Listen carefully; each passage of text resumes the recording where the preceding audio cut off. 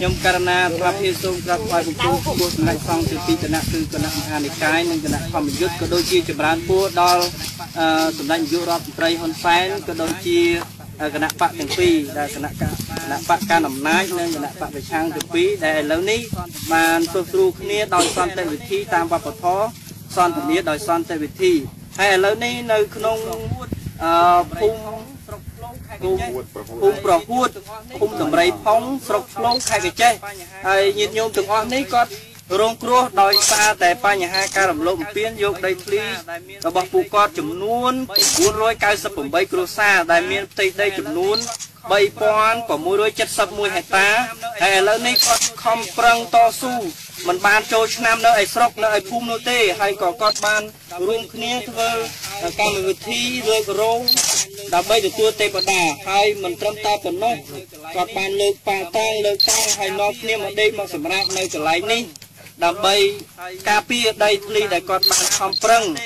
រកហើយមួយគ្រួសារមិន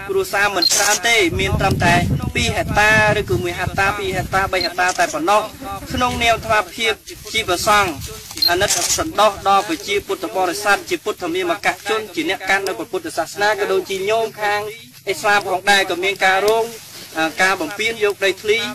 បស់ពួកគាត់ផងដែរក្នុងនាមថ្មភាពសូមស្នើដល់នាយករដ្ឋមន្ត្រីហ៊ុនសែនដែលបានចេញអនុក្រឹត្យក៏ដូចជាព្រះមហាក្សត្រព្រះអង្គលោកបានបញ្ជាមកមន្ត្រីនាយកប្រតិបត្តិក៏ដូចជាមន្ត្រីដែលពាក់ព័ន្ធតាមក្រសួងពាក់ព័ន្ធទាំងអស់ឲ្យ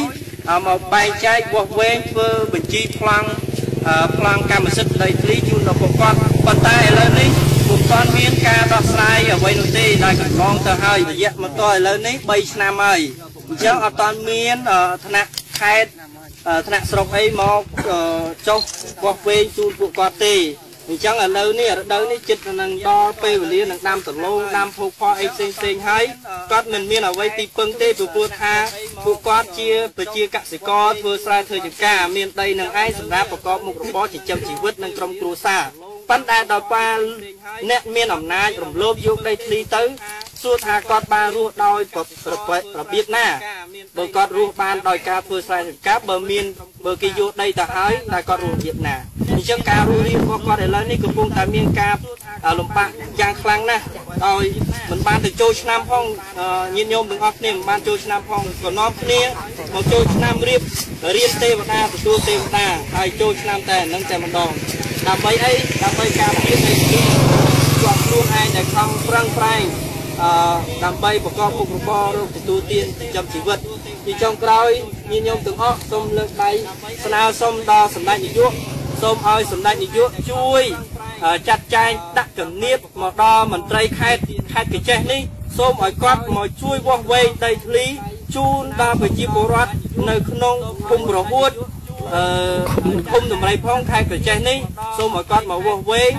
ឲ្យពួកគាត់បានគ្រប់គ្នាសូមឲ្យសម្ដេចដាក់ជំនាបទៅដល់